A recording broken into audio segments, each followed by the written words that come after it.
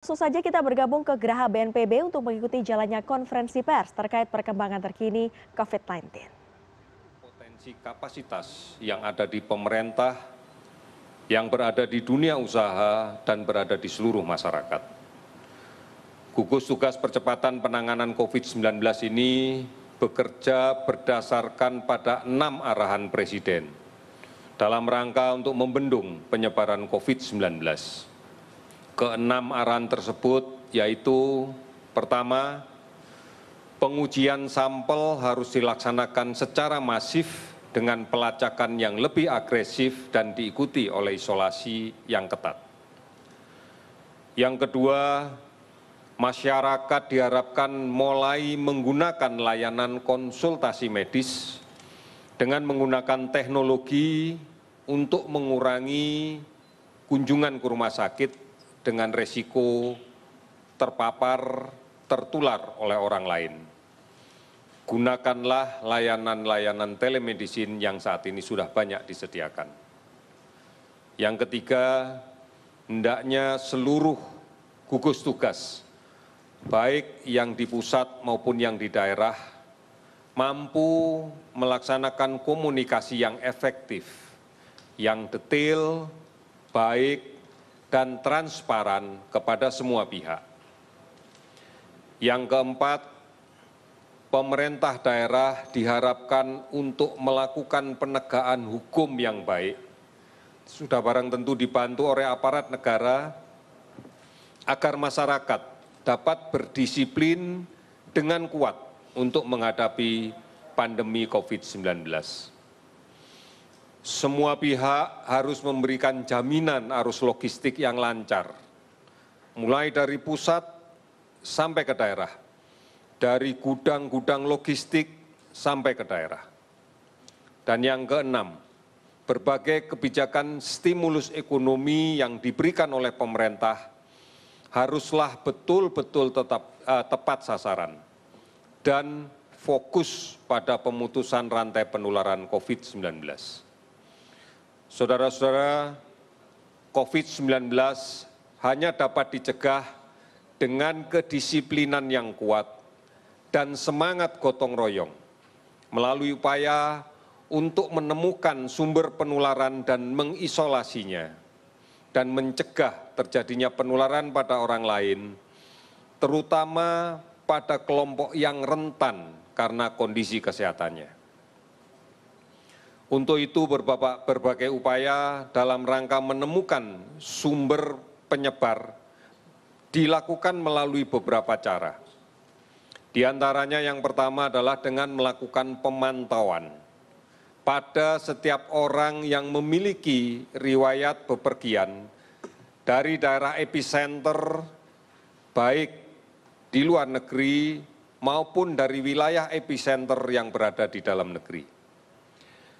Kami menghimbau agar mereka yang berasal dari daerah epicenter menyadari diri, meskipun tidak ada keluhan sakit apapun, atau ada keluhan sakit, batuk, demam yang ringan. Sadari bahwa berpotensi untuk membawa virus ini. Oleh karena itu, lakukan isolasi diri selama 14 hari dengan tetap di rumah. Dan gunakan masker serta menjaga jarak. Yang kedua, melakukan penelusuran kontak dari pasien COVID-19 yang telah terkonfirmasi positif laboratoriumnya melalui PCR dan tengah dirawat di rumah sakit atau melaksanakan isolasi mandiri.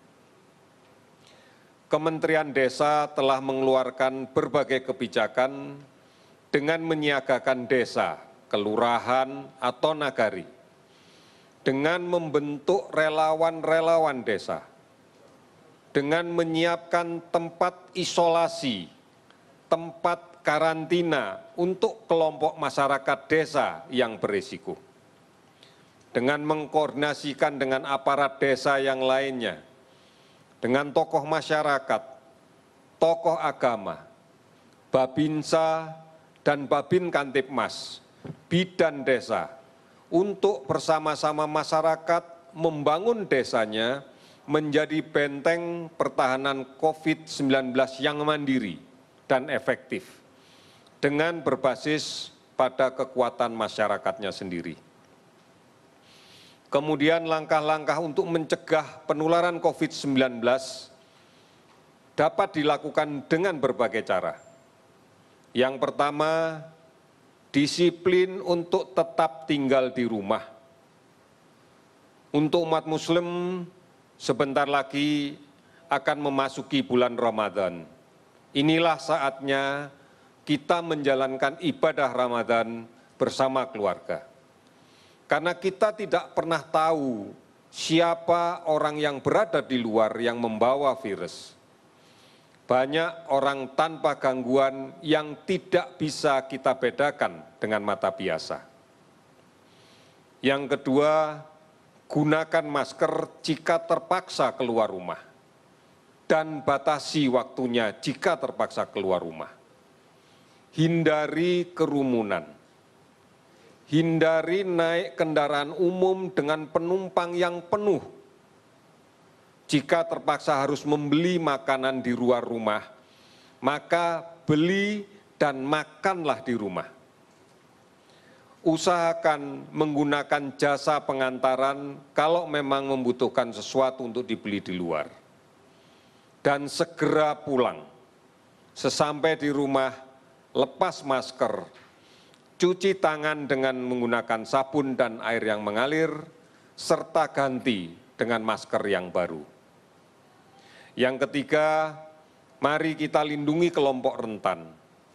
Saudara kita yang berusia lanjut, saudara kita yang berpenyakit kronis, misalnya tekanan darah tinggi, kencing manis, asma, kanker, TBC, dan lain-lain.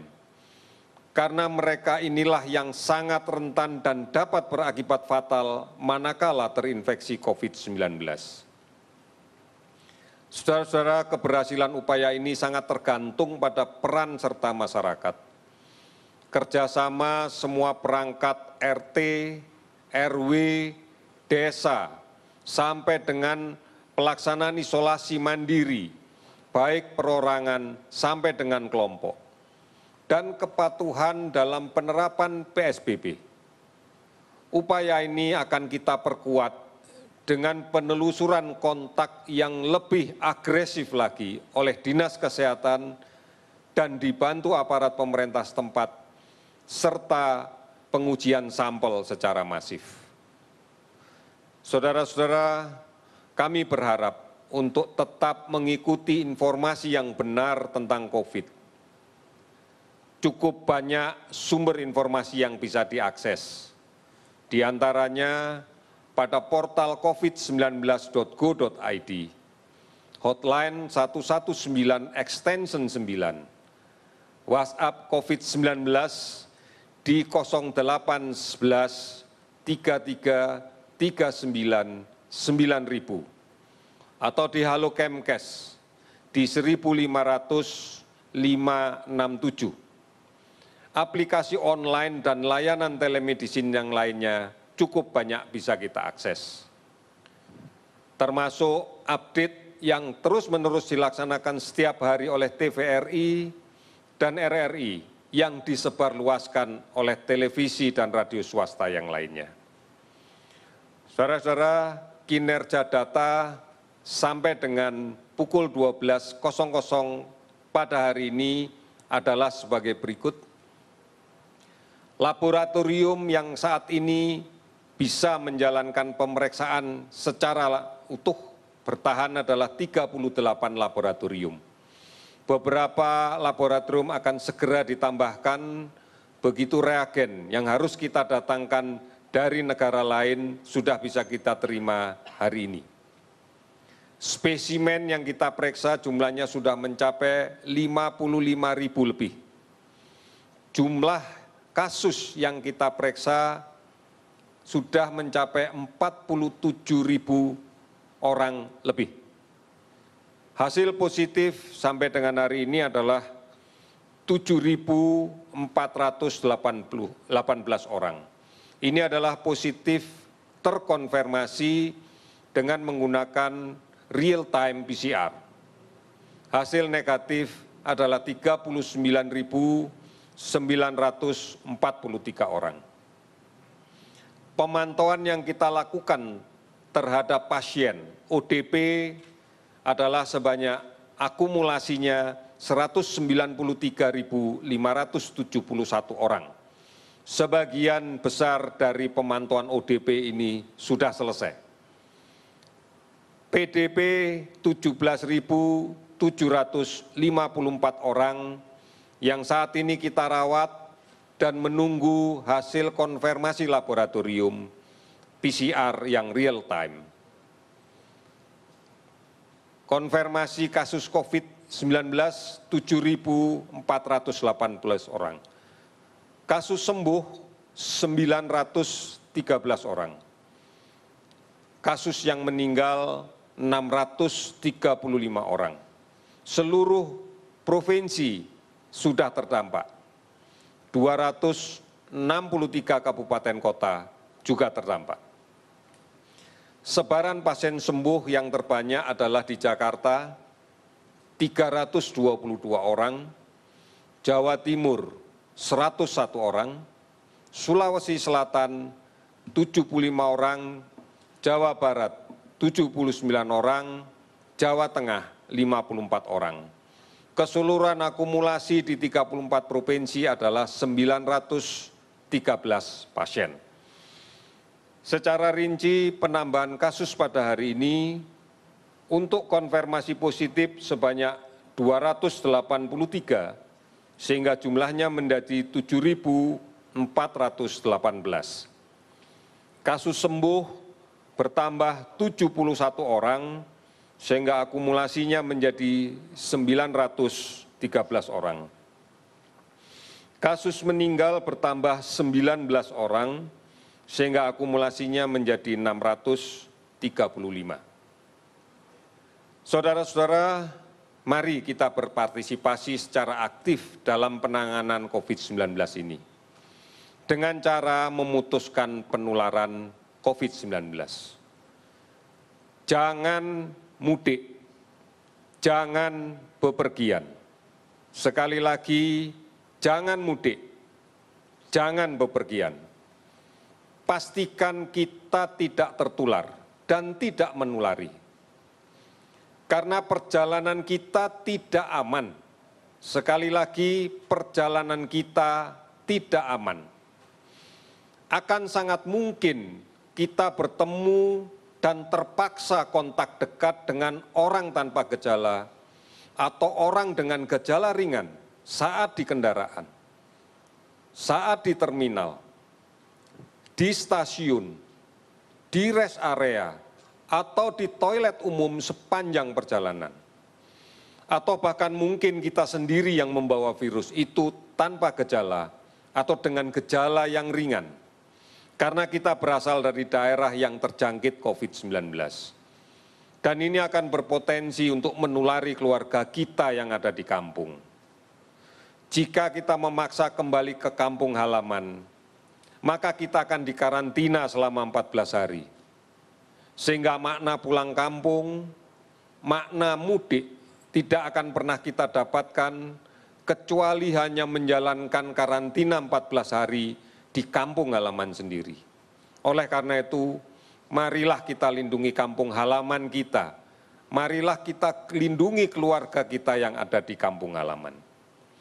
Saudara-saudara, keberhasilan membendung penularan COVID-19 ini akan sangat mempengaruhi beban rawatan di rumah sakit.